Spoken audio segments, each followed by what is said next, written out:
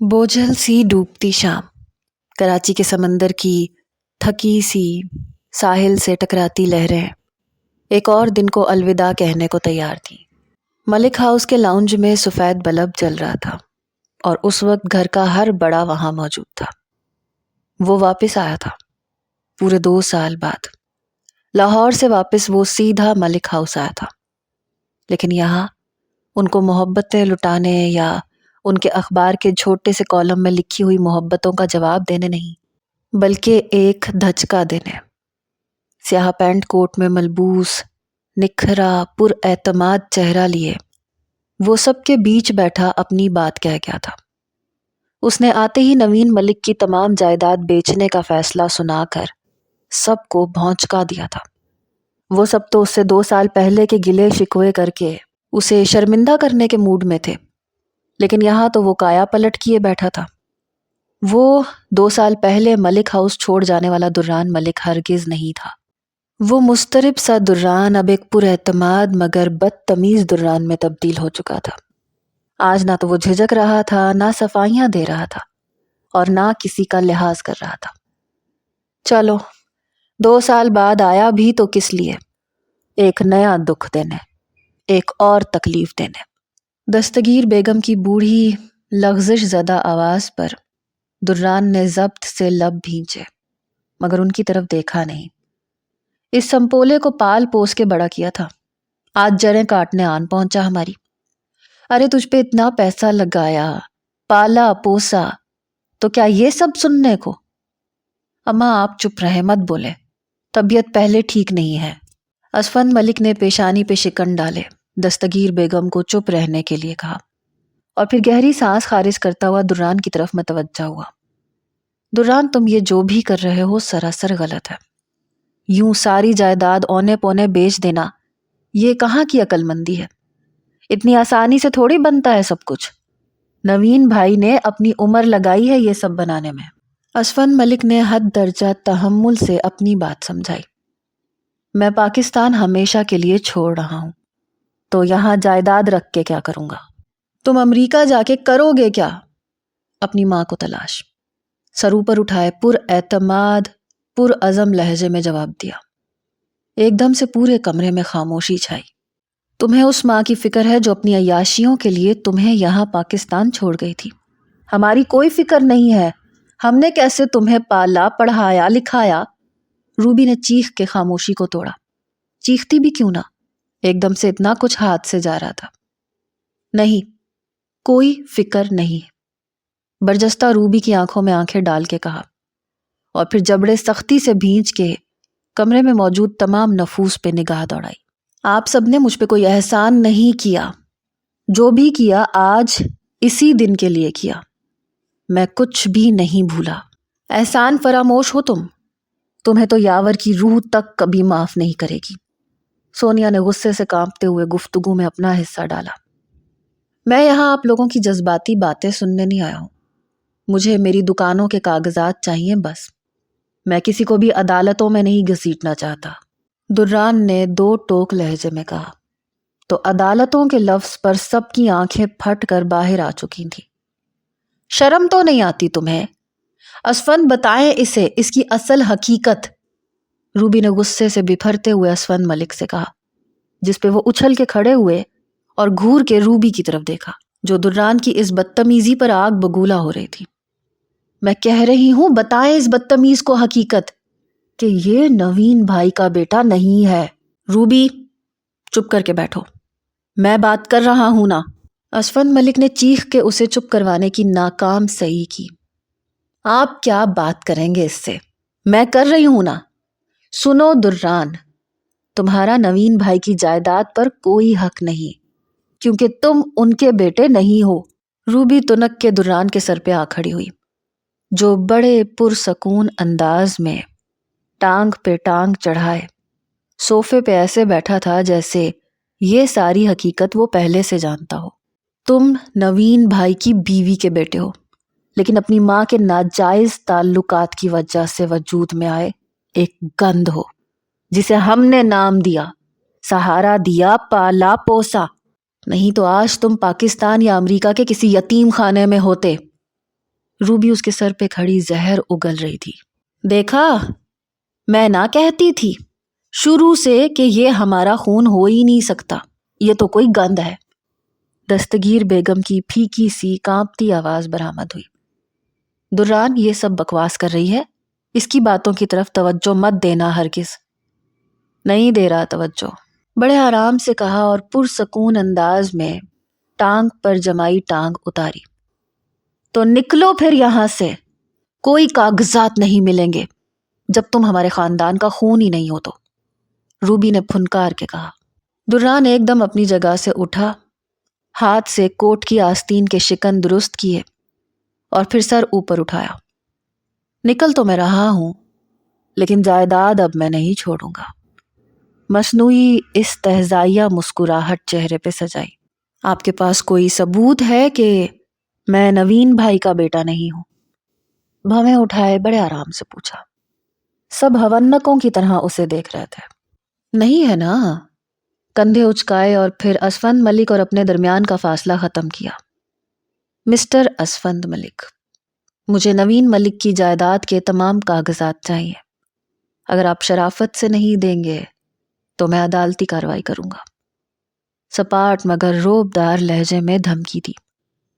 میں جا رہا ہوں، اب پرسوں کاغذات لینے ہی آؤں گا، وثوق سے کہا اور سب کو حیرت میں گھورتے چھوڑ کر لاؤنج سے باہر نکل آیا۔ کوئی اسے بالکنی سے دیکھ رہا تھا، جانتا تھا وہ سبرینا ہے، لیکن اس کی طرف دیکھنا بھی گوارا نہیں کیا تھا۔ لمبے لمبے ڈگ بھرتا وہ ملک ہاؤس کا گیٹ پھر سے پار کر گیا۔ یہ تو بہت اچھی خبر سنائی کہ اس لڑکی کی تمہاری بیوی سے بہت اچھی دوستی ہو گئی ہے۔ مزید گھیرا تنگ کرو۔ بروس فون کی دوسری طرف سے چہک رہا تھا۔ فون کان کو لگائے برہان نے مسکراہٹ کو گہرا کیا۔ وہ اسے سبرینا اور جویریہ کی بڑھتی ہوئی نزدیکی کے بارے میں آگاہ کر رہا تھا۔ اسٹیون کی فلم کی شوٹنگ شروع ہو چکی تھی، جہاں وہ اس وقت اپنی وین میں بیٹھا تھا۔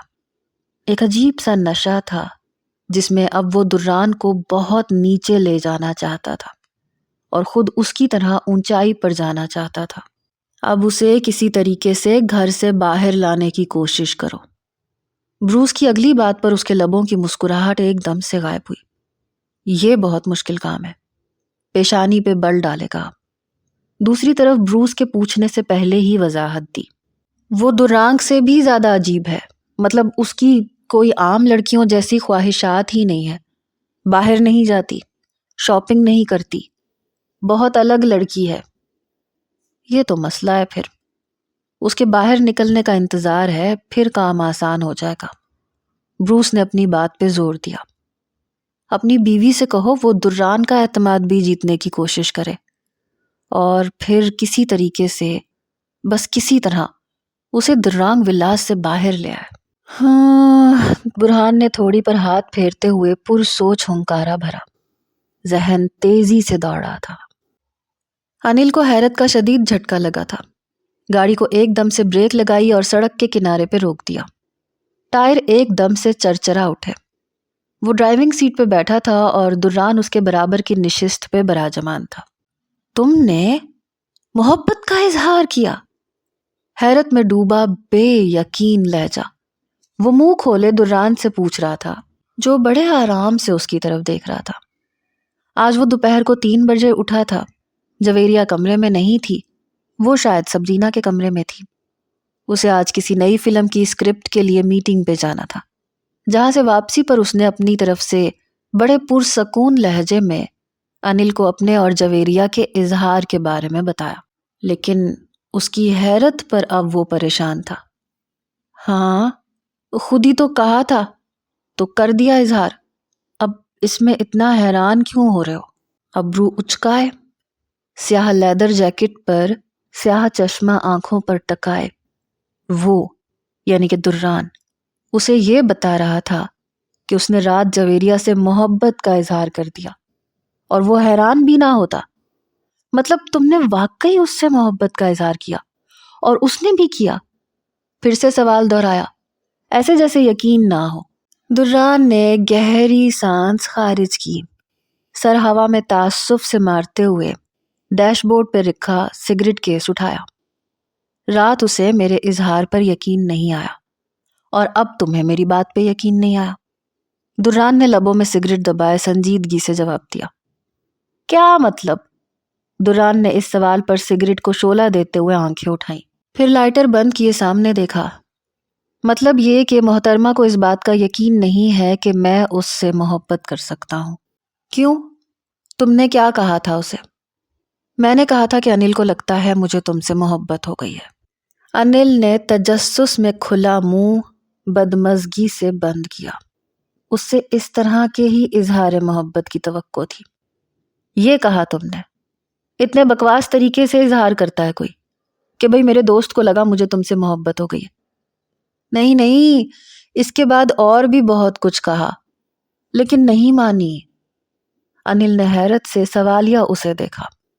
چہرے کے تاثرات اب بھی بدمزگی والے تھے۔ ہاں، وہ خود کو میرے قابل نہیں سمجھتی۔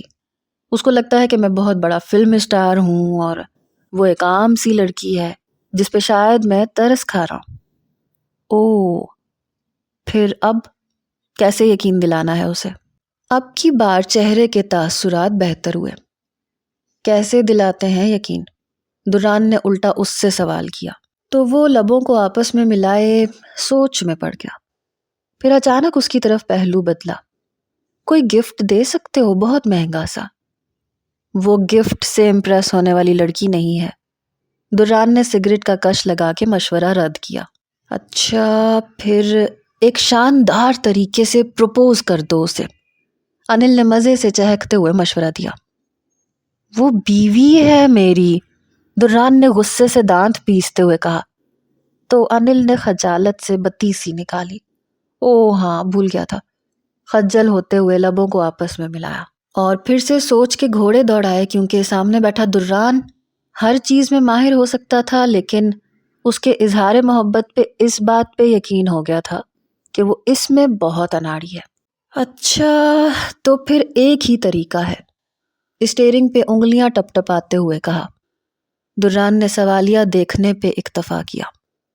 اسے گھمانے لے جا، کسی ایسی جگہ جہاں چاروں طرف محبت کے رنگ بکھرے ہوں، کوئی بہت ہی حسین جگہ، وہاں جہاں بن کہے سب محبت کو محسوس کر لیتے ہیں۔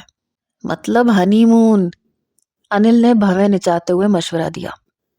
دران نے گھور کے اسے دیکھا۔ یہ طریقہ کام کرے گا؟ دران کی بات پہ انل نے 1 سیکنڈ کا توقف لیا، پھر تعصب سے لب بھینچے گویا ہوا۔ بھائی میرے، آپ نے اپنی بیوی کو اپنی محبت کا یقین دلانا ہے، نہ کہ یہ آپ کا کوئی خفیہ مشن ہے جس میں طریقے کے کام کرنے کے بارے میں پوچھا جا رہا ہے۔ مجھے وہ کسی مشن سے بھی مشکل لگتی ہے۔ سگریٹ کا کش لگاتے ہوئے آنکھوں کو چندھی کیے کہا۔ شفاف سڑک سے مختلف گاڑیاں ان کی گاڑی کو پیچھے چھوڑتے ہوئے گزر رہی تھیں۔ ہاں، وہ بہت مختلف ہے، مجھے بھی اس کی باتوں سے اندازہ ہوا تھا، مختلف اور سمجھدار، لیکن محبت میں سب ایک جیسے ہو جاتے ہیں جناب۔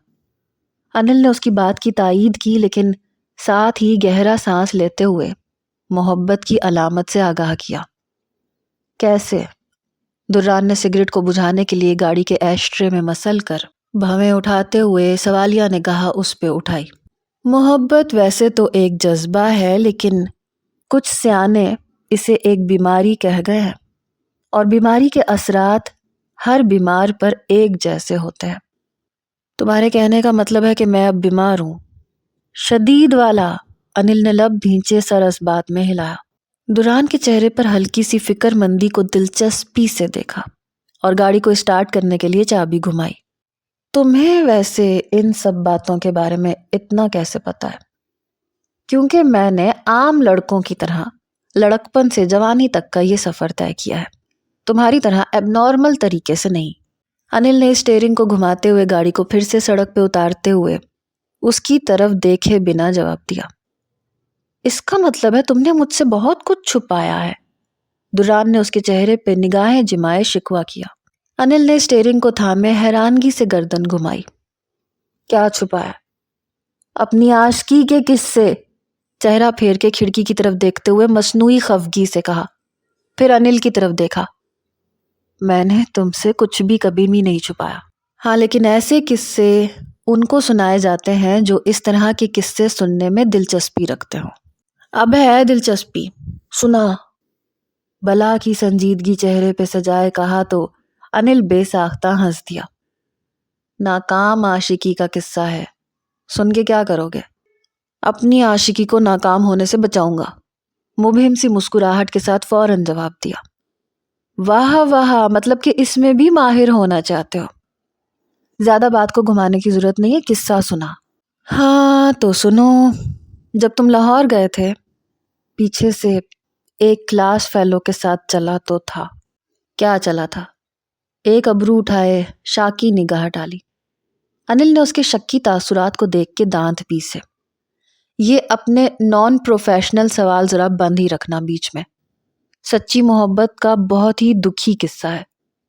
جہاں سمجھ نہیں آئے گی پوچھوں گا تو؟ اوکے نہیں پوچھتا۔ انل کے گھورنے پہ فوراً رضامندی ظاہر کی۔ انل اب گاڑی کی رفتار متوازن رکھے ہوئے تھا۔ ہاں تو وہ میرے ساتھ یونیورسٹی میں بی ایس کر رہی تھی، ہماری کمیونٹی کی تھی، اچھی لگتی تھی مجھے۔ اچھی تو تمہیں ساری لڑکیاں لگتی ہیں ہمیشہ سے۔ اب اتنی بھی میری کردار کشی کرنے کی ضرورت نہیں، اس کے لیے اسپیشل فیلنگز آتی تھیں مجھے، جیسے تمہیں اب جویریہ کے لیے۔ اوہ اچھا۔ دران نے سر کو اس بات میں ہلایا، پھر سنجیدگی سے اگلا سوال پوچھا۔ وہ بھرپور دلچسپی ظاہر کر رہا تھا کیونکہ یہ سب اس کے لیے بالکل نیا اور الگ تھا۔ ہر جذبہ، ہر احساس جس سے وہ آج سے پہلے بالکل نا آشنا تھا۔ کیسی فیلنگز تھیں وہ؟ نگاہوں کو چندی کیے ڈرائیو کرتے انل کی طرف پہلو بدلا۔ انل نے کھوئے سے انداز میں سامنے نگاہیں جمائیں۔ وہ مجھے ہمیشہ بھیڑ میں بھی سب لڑکیوں میں نمایاں لگتی تھی۔ کبھی غلطی سے بھی پاس سے گزر جاتی تو دل کے پمپ کرنے کی رفتار بڑھ جاتی تھی۔ میں اس سے بات نہیں کر پاتا تھا، بس چھپ چھپ کے اسے دیکھتا رہتا تھا۔ کوئی گانا سنتا تو وہ خیال میں خود ہی آ جاتی تھی۔ انل نے گہری سانس لی اور خاموش ہو گیا۔ دران نے ایک سیکنڈ کے لیے اسے خاموش دیکھا، پھر تجسس سے پوچھا، پھر بس میں فیلنگز کو محسوس کرتا رہ گیا اور اس کی بی ایس کے دوران ہی شادی ہو گئی۔ انل کے افسردہ لہجے میں کہے گئے جملے پہ بے ساختہ اس کے لبوں پہ مسکراہٹ گہری ہوئی۔ اچھی اینڈنگ تھی۔ پھر اگلا عشق کب ہوا؟ اگلا ہو ہی جاتا اگر تم لاہور سے واپس نہ آتے تو۔ انل کے افسوس پہ دران کا خفیف سا کہا گاڑی کی بڑھتی رفتار میں گونجا۔ وہ بھی دران کے کہے میں اب اس کا ساتھ دے رہا تھا۔ دران کا یہ بدلا روپ اور زندگی جینے کی طرف اٹھایا گیا پہلا قدم اسے اندر سے سرشار کر رہا تھا۔ جویریہ سچ کہہ رہی تھی۔ دران کو وہ ہنساتا تو تھا لیکن وہ ہنسی کبھی ایسی ہنسی جیسی نہیں تھی، ایسی ہنسی جس میں خوشی کی کھنک واضح ہو۔ بیورلی ہلز میں پھیلتی شام کے سائے گہرے ہو کر اب رات میں تبدیل ہو رہے تھے۔ درانگ ولاز میں نیلی بوگاٹی سست روی سے سفید روش والی ڈرائیو وے سے آگے پورچ کی طرف بڑھ رہی تھی۔ انل ڈرائیونگ سیٹ سنبھالے ہوئے تھا جبکہ وہ بشاشت سے مسکراتا ہوا اس کے ساتھ براجمان تھا۔ دل سے کتنے ہی بوجھ آہستہ آہستہ ختم ہونے کا احساس تھا۔ وہ نہیں جانتا تھا کہ محبت اتنا حسین جذبہ ہے کہ اس میں آس پاس کی دنیا رنگین لگنے لگتی ہے۔ انسان بھی عجیب مخلوق ہے، اپنے اندر کے موسم کے حساب سے ہی باہر کے موسم کو رنگ دینے لگتا ہے۔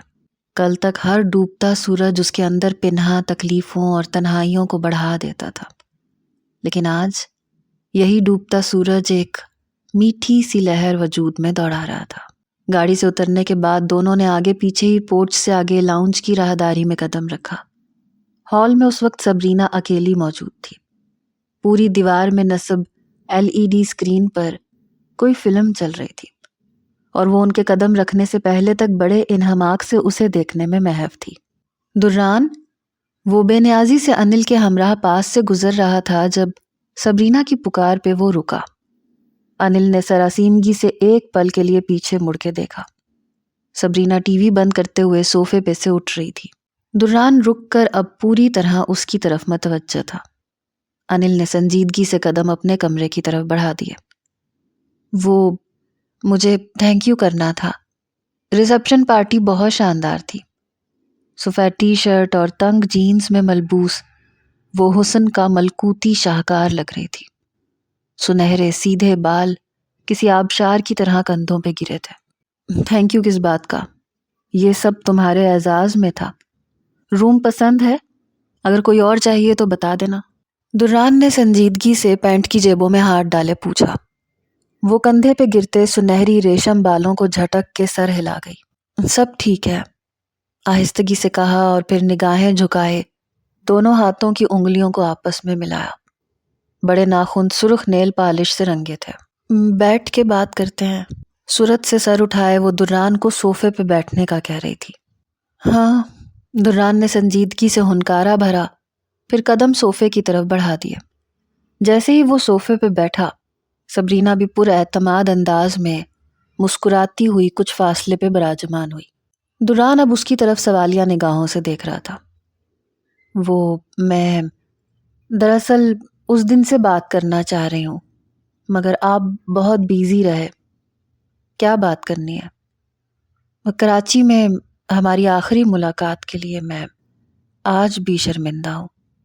وہ جملہ مکمل کرتے ہی سر جھکا گئی۔ دران نے چند سیکنڈز کے لیے اس پہ نظر جمائی، پھر صوفے کی پشت چھوڑے آگے ہوا۔ دیکھو سبی، میں 7 سال پہلے ہی تمہیں معاف کر چکا ہوں۔ تم اپنے دل سے ہر گلٹ نکال دو۔ سبرینا نے سر اوپر اٹھایا۔ وہ پرسکون انداز میں اس پہ نگاہیں جمائے کہہ رہا تھا، واہ دران ملک واہ، کتنی دیدہ دلیری سے کہہ دیا کہ میں نے تمہیں معاف کیا۔ بمشکل استہزائیہ مسکراہٹ کو مصنوعی دل فریب مسکراہٹ میں تبدیل کیا۔ ہاں، لیکن لاسٹ ٹائم انل کے گھر میں بھی میں نے جو کچھ بھی کہا، میں اس سب پر اٹس اوکے، میں نے بھلا دیا تھا سب۔ تم نہ سمجھ تھی، اس لیے جو دل میں آیا کہہ گئی۔ البتہ تم معاف کر دو مجھے، شاید انجانے میں ہی صحیح میں تمہارا دل دکھا گیا۔ سبرینا نے حیرانگی سے اس کے چہرے کی طرف دیکھا۔ دل دکھایا، کتنا آسان لفظ استعمال کیا تھا۔ روح تک چھلنی ہوئی تھی میری۔ وہ خاموش تھی، لیکن اب دران بول رہا تھا۔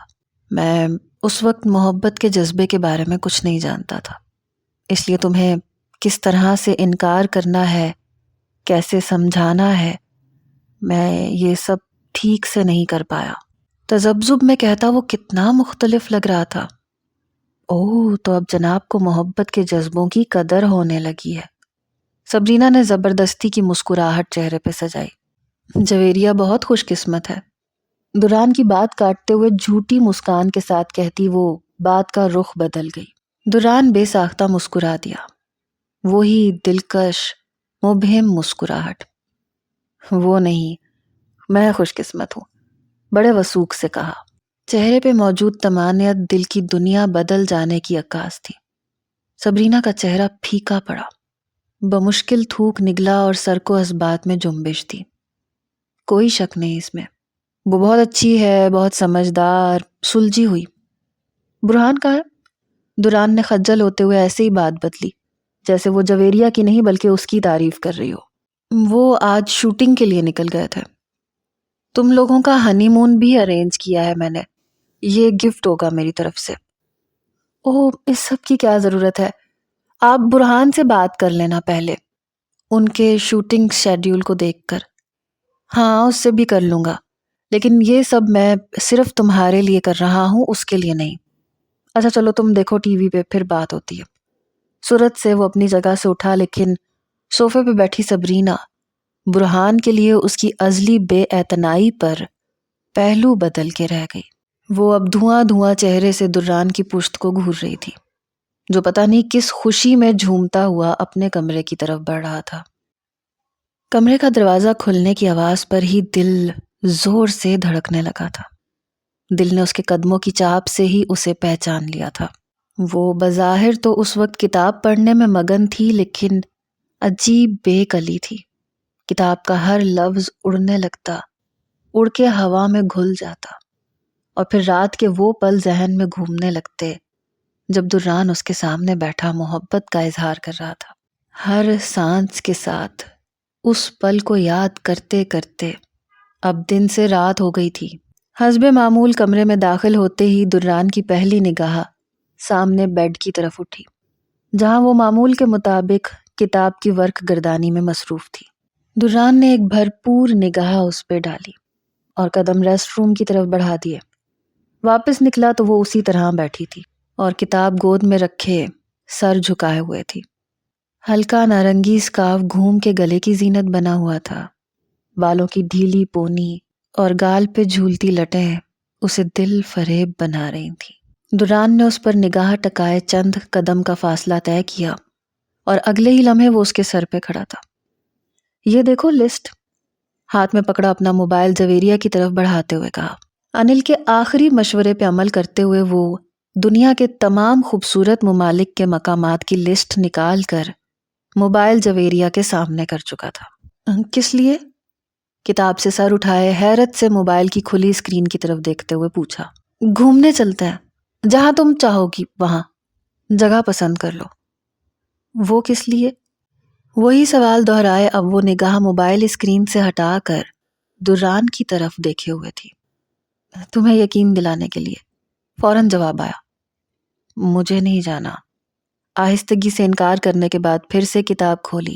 دران نے حیرت سے آنکھیں پھیلائیں، پھر بے اختیار اس کے سامنے بیٹھ کر اس کے ہاتھ سے کتاب چھین لی۔ کیوں؟ کل رات میں نے تم سے وقت مانگا تھا اور تم نے دیا۔ ہاں، لیکن اس کا مطلب یہ تو نہیں کہ آپ اس وقت میں مجھ سے میری مرضی کے خلاف کچھ بھی کروائیں۔ محبت کا یقین دلانا ہے یا ہمیشہ کی طرح دھونس جمانی ہے؟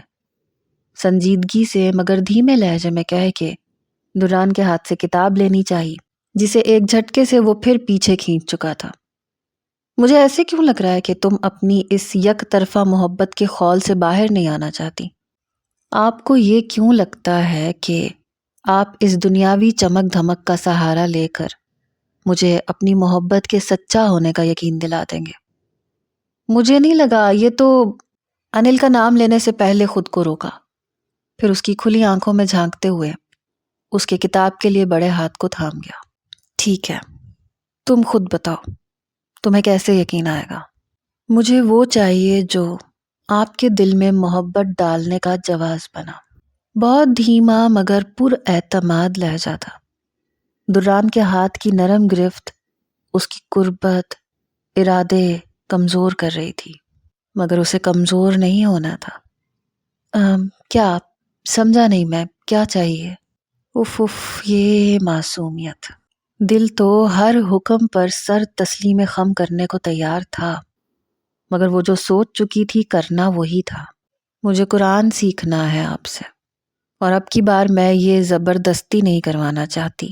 میں چاہتی ہوں آپ پورے دل سے مجھے پڑھائیں۔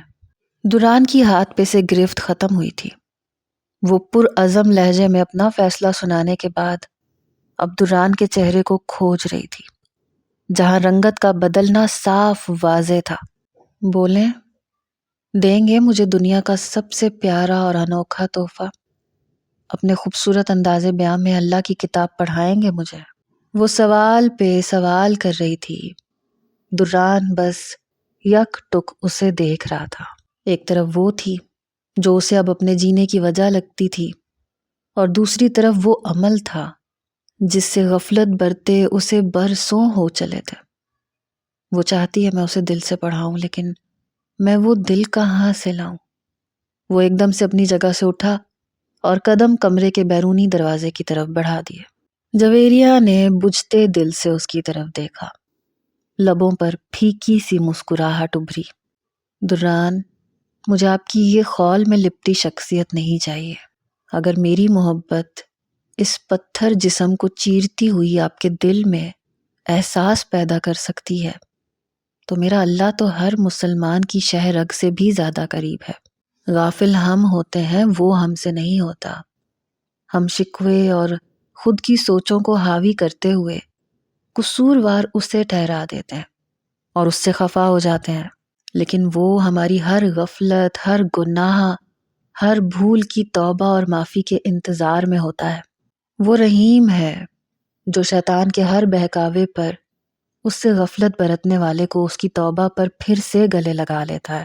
وہ 70 ماؤں سے زیادہ محبت کرتا ہے، اس ماں سے 70 گناہ زیادہ، جو اپنے بیٹے کی ہر غفلت اور زیادتی کو بھلا کر اسے گلے لگا لیتی ہے۔